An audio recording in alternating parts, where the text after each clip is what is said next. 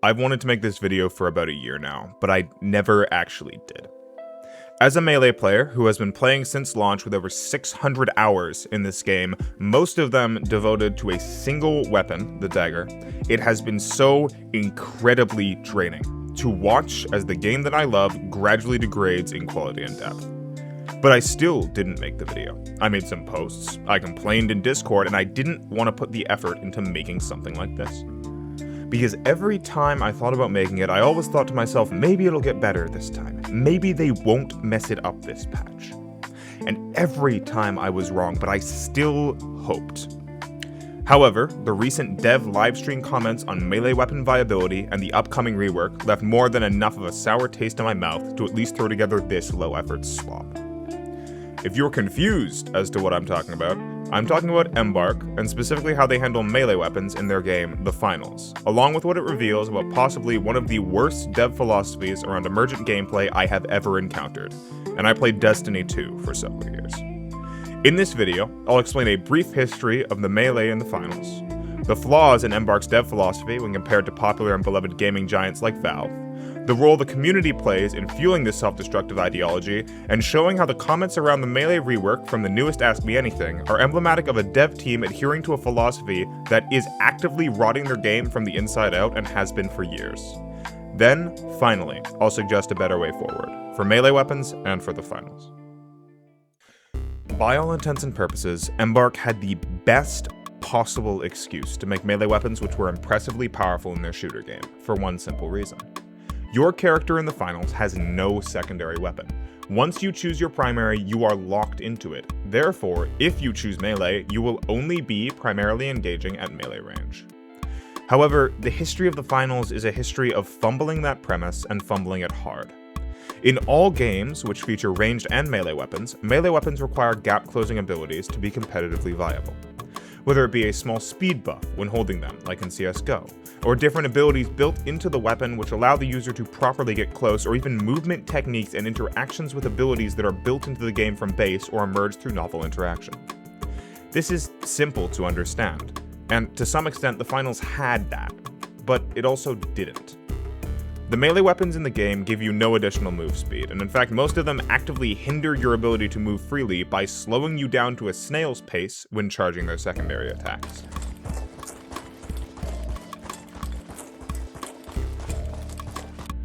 Most of them do not actually have gap-closing abilities, and those that could be charitably considered close often become more of a net neutral due to the slowdown.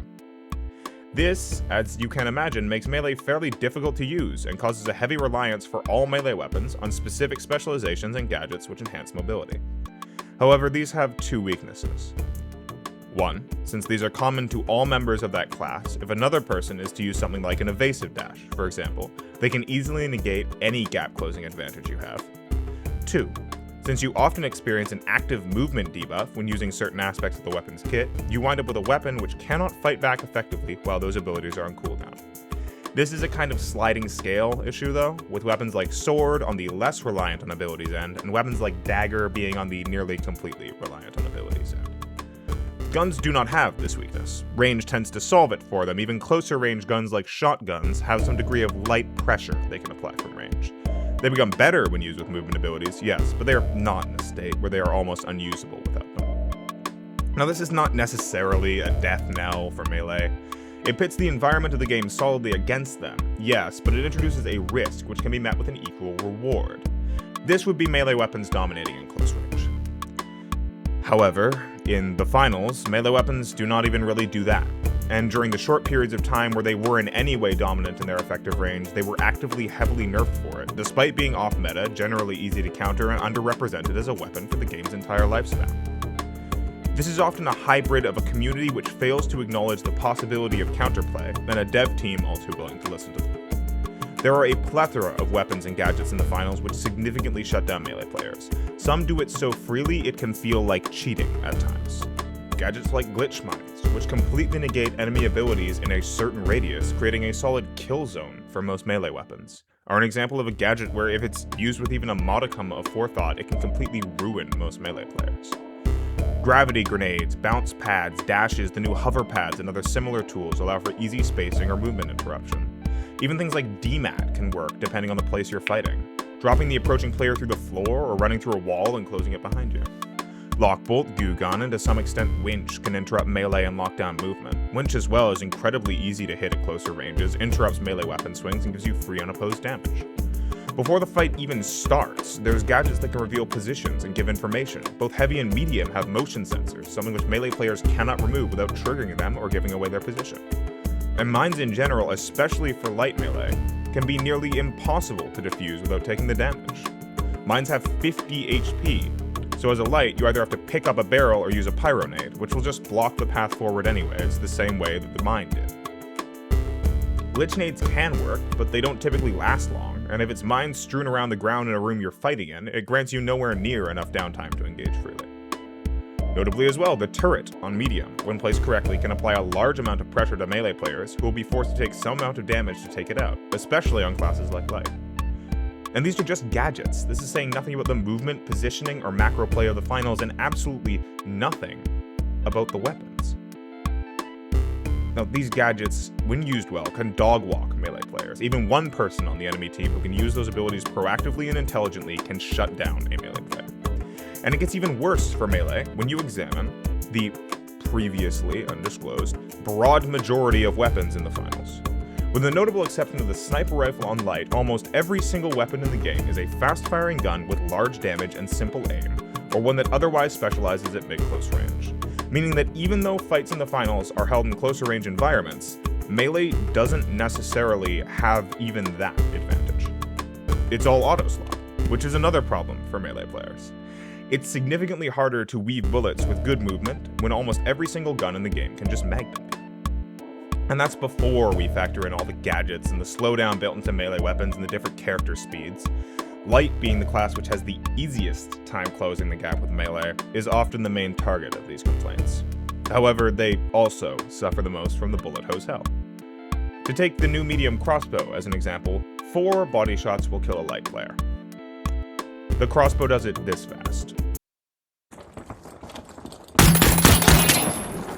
It has a 15-round magazine. Melee is not an advantage, especially not when you consider that the crossbow is not an outlier. There are weapons on both light and on heavy that do the exact same thing and kill with very comparable times to kill. Again, melee is not an advantage, but this is the kind of disadvantage that would traditionally be the kind of thing that players just have to adapt to, mostly through movement and through melee tech, movement tech, abilities and strategies and combos to get in close and deal damage quickly before they can put you down. However, this runs into one single massive problem. Embark has, and I do not say this lightly, one of the worst approaches to emergent gameplay I have ever seen. The simplest way to describe it for the average person would be as evil Valve. Their stance on almost all emergent gameplay in their game is that if it was not explicitly intended by them, it is a bug or an exploit and must be removed. It is hard to state exactly how diametrically opposed this philosophy is to the lifeblood and core of a game like the Finals. A game which was sold almost entirely on the creativity and improvisational game styles given by a near complete destructibility of the game environment. Now, this stance could be reasonable, it could be good, depending on how it's applied.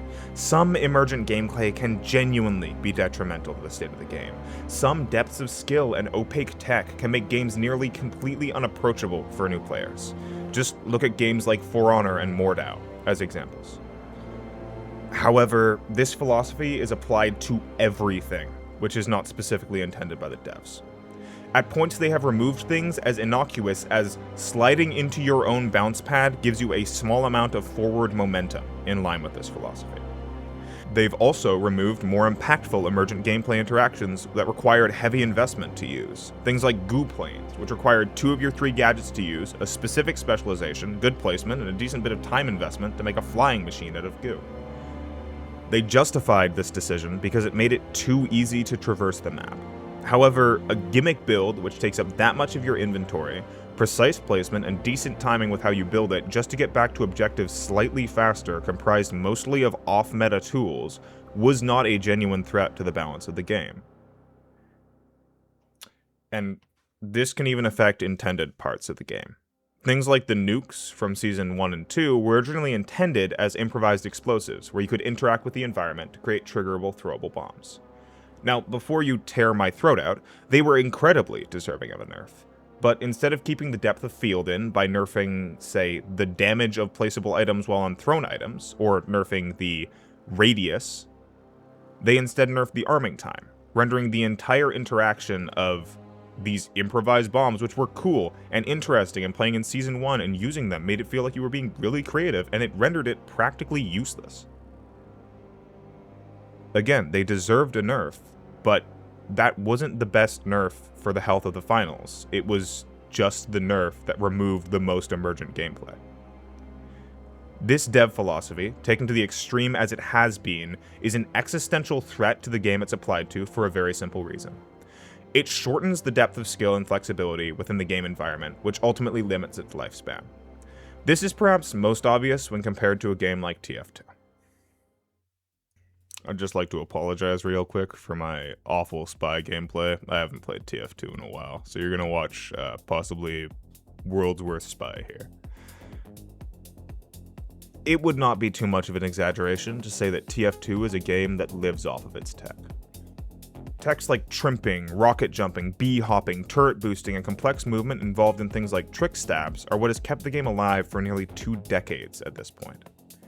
This is because the existence of tech in the game gives players something to aspire towards, cool and interesting things they can do, and rewards for mastering these playstyles. It also fosters community engagement by creating community hubs to teach other players these methods and these tricks, because they're not intended by the devs, they're not explicitly contained in tutorials. If you were to imagine TF2 without any non-specifically dev-intended tech, including tech that was adopted later, like rocket jumping, would it have the same staying power, or the same cultural impact on the gaming space? If trimping was removed from demo night, if bee hopping was restricted and turrets couldn't launch you, and rocket jumping was either heavily nerfed or removed entirely, if Spy had a movement debuff that made most trick stabs impossible, would TF2 have stuck around for as long as it has? I would give a resounding no to that question, and I think most of you would as well. Techs, as long as they do not fundamentally break the game or make it inaccessible to new players, which Melee techs do not, are a healthy part of a game's growth, give the community something to chase after, and give those new players something to aspire to. They encourage community feedback, they encourage the formation of small groups within the community to teach each other this brilliant and beautiful part of the game. It's not an exaggeration to say that I would not have stuck with the finals as long as I did if it didn't have the dagger in it. A simple, dev-intended experience can bring in new players, yes, but a depth of skill, tech, and emergent gameplay is what keeps players in the game long-term. Embark is currently, and consistently has been, sacrificing this longevity to please a small, vocal minority of their fanbase who cannot be bothered to understand counterplay as basic as planning ahead and counterpicking items based on enemy team comp. Even sometimes going so far as to complain that having to counterpick off-meta rare strategies is unfair because it means they're sacrificing a slot they could be using against more meta strategies. As though that's not one of the only advantages to choosing something novel and off-meta in a competitive environment. This is another problem with the state of the finals, and one I'll only touch on briefly. It is not unfair to say that my interactions with this community over the years have left me with a worse outlook on the general sentience of the human race. This is for a multitude of reasons, but here's a highlight reel. Calling basic gameplay interactions, like using the dash to dodge behind a person so you can stab them with the dagger, an exploit. An interaction so obvious that it wouldn't even fit Embark's definition of a bug. Saying that melee weapons shouldn't exist in a shooter at all, as in no melee weapon should be in the genre, legitimately just because it is called a shooter. The ever-faithful, it isn't fun to play against, so we need to nerf it. Full stop. No actual discussion beyond that, just a personal value judgment on what they do or do not find fun to fight. It's a tried and true, I don't like it when the enemies kill me, it's not fun, we need to nerf the red team ass argument. Because it's all well and good to say something isn't fun to play against, but that argument can't be valid in a vacuum. Can you counterplay it? Does it introduce a problem in the meta? Are you mad because it is just a counterplay to your build? These are necessary supplementary questions to justify a nerf to something which you do not find fun to play against. The feeling itself cannot be a justification.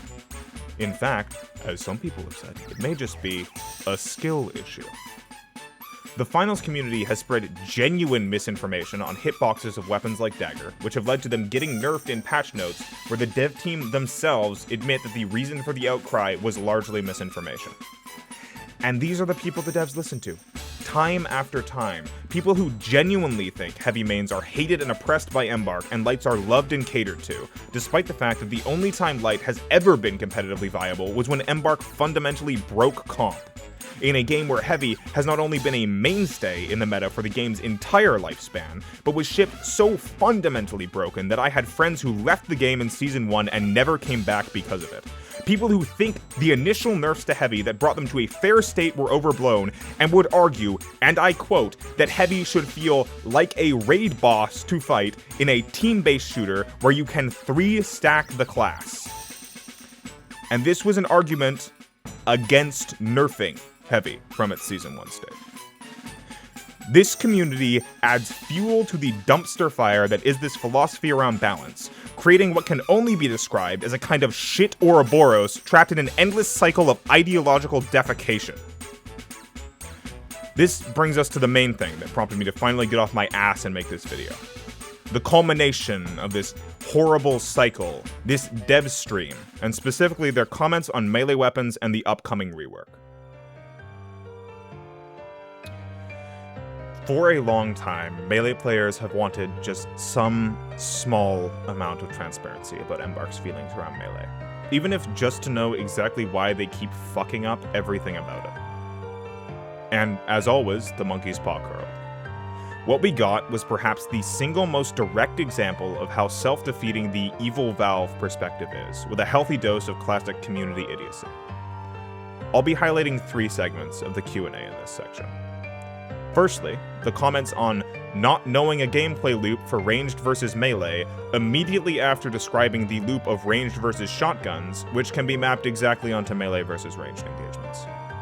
This is pretty self-explanatory. Talking about the cat and mouse game of close range versus long range, and then somehow not being able to map it onto the closest ranged weapons in the game is a move so asinine, I do not know if it would be more insulting to claim they were willfully lying as opposed to genuinely not able to consider it as an interaction. Second, the talk around wanting to make the gun user feel like a fight with a melee player in melee range feels fair. This, again, is an insane stance to take. It should not feel fair to fight a melee player at point-blank range any more than it should feel fair for a melee player to fight a ranged player 30 meters away. The fight is to prevent the melee player from getting in range to deal damage in the first place, and to deal enough damage that if they do get in range, you still have leeway to put them down. Imagine if I was to say, it feels unfair to fight a ranged player as a melee user because you get into their sightline and all of a sudden you're getting shot and killed. You would likely say, no shit, that's how the game works. And you'd be right to. But finally, and perhaps most egregiously, the most enraging part of this entire stream was the parts where they said they wanted to expand the skill of melee weapons beyond M1 spam. Acknowledge that it was not fun for both sides to engage with a melee weapon that's basically just WM1, hold down the attack button and spam it as you walk at your enemy, while also saying they wanted to remove all techs from those weapons. On an archetype where they've actively nerfed unique secondary attacks, buffed the primary attacks, as in those are the only buffs that the sword, the dagger, the riot shield have genuinely received for the past seasons upon seasons, and actively discouraged combo attacks with those buffs stated directly in the patch notes by nerfing the breakpoints explicitly to prevent that, like with Sledgehammer. They do all of this. They publicly admit they intend to keep doing it being removing all tech and therefore the skill depth associated with using these melee weapons, and then somehow expect that at the end of this road is a skillful melee environment that by some miracle of God, after removing or heavily nerfing everything except primary spam, we will wind up solving the issue of melee weapons being reduced to nothing but hollow M1 slop. This is an exercise in futility. It's a certified man who won't stop punching himself in the face wonders why his chin hurts moment. This issue has delayed the much-needed Melee rework for seasons. The fact that Embark cannot rectify their design philosophy of being anti-tech with any solution that does not turn melee weapons into weak one tricks. This is because it is fundamentally impossible to maintain those two positions, to create melee weapons which both have no tech and are high skill. The skill expression in Melee is not found in aiming like it is with a gun, but the process of getting to the enemy player, sticking on that gap, avoiding incoming fire, using cover and the tools at your disposal to get the drop on them, much like in the shotgun example. It is found in the technique of the weapon, the use of novel movement, and in emergent gameplay interactions which allow you to get the jump on enemy players. There is no way to have skillful melee weapons while removing movement tech and combos. It's like saying you want to have skillful gunplay while removing the ability to ADS or even the ability to broadly aim. It is insane.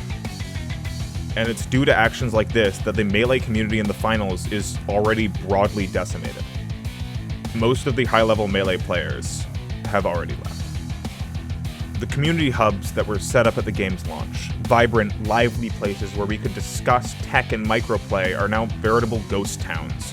Mostly populated by people still keeping up with the occasional patch note, hoping that Embark might actually give us a well-made buff, or those who have already given up and follow the patch notes solely to see how bad the devs fuck up this time. This is, without a doubt, Embark's fault due to a continuous failure to understand even the most basic elements of how Melee functions in their own game. And yes, this video has been angry, it has been uncouth, because it has the force of years of frustration behind it. Years of watching the devs for a game you love make decisions that killed the game for you and your community, then pile on more and more nerfs, only adding buffs which remove or limit skill expression until what made you love the game in the first place is just a hollow shell of itself. Melee in the finals isn't dead yet, but it's pretty damn close. From weapons like Sword or Sledge, which have been reduced from combo-heavy, skill-rich tools to M1 spamming slop, to weapons like Dagger, which are so unique and specialized that Embark can't reasonably justify reducing them to the same state, although that doesn't stop them from trying.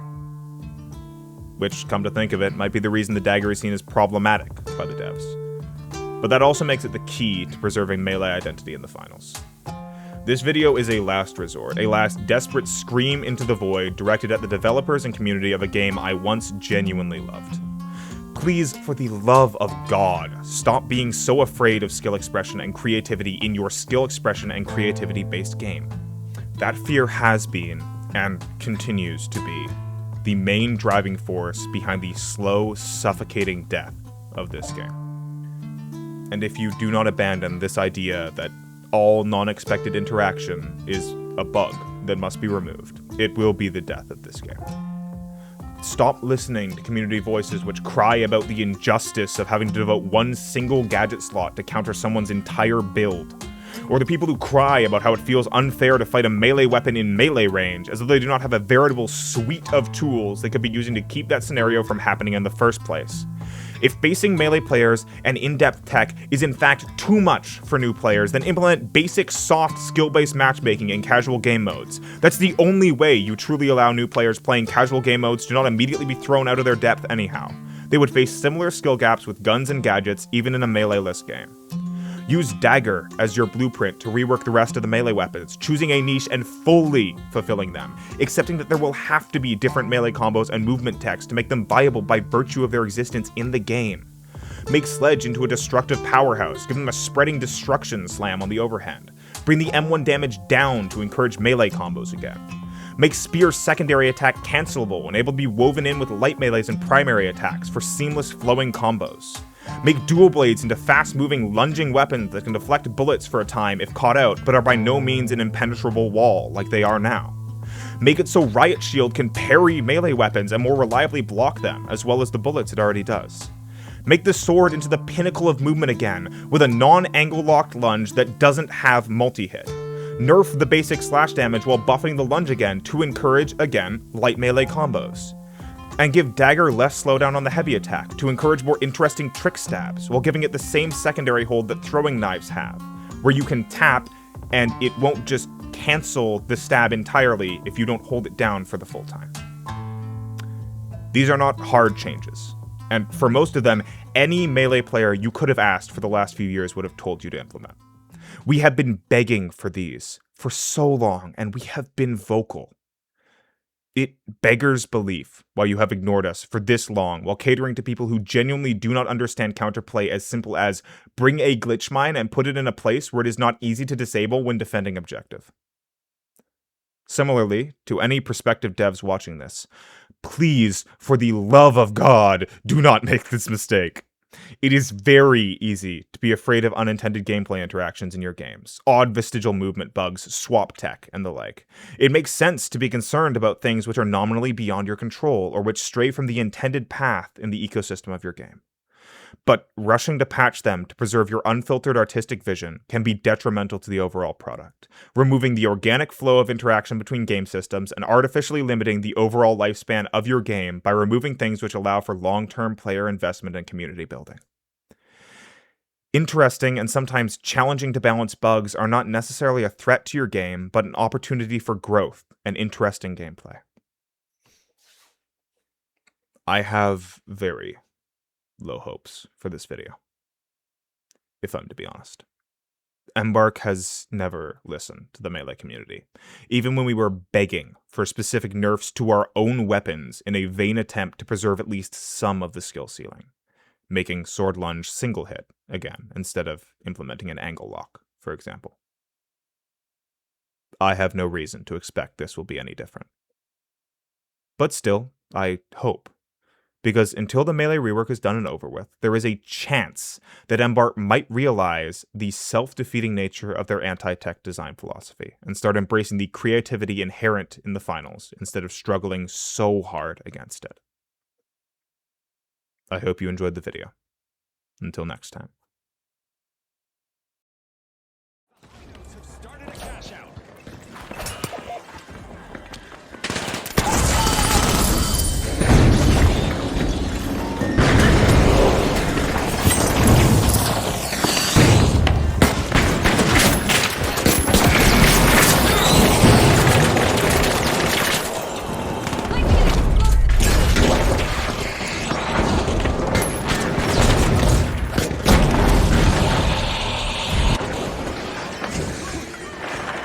It's encore time for the High Notes Team Respawn. I sense some payback brewing. The jet setters won't want to get caught in the turbulence. Flying heist as the Jet Setters steal a cash out. That was unexpected.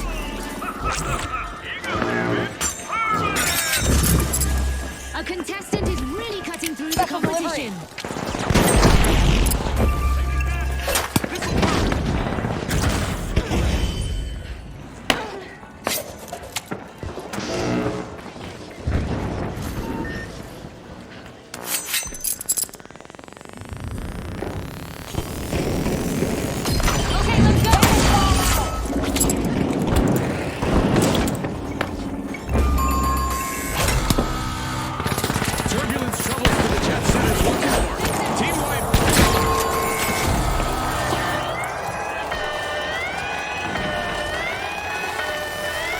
The Jet Setters just made a greased landing in the arena. Team Respawn.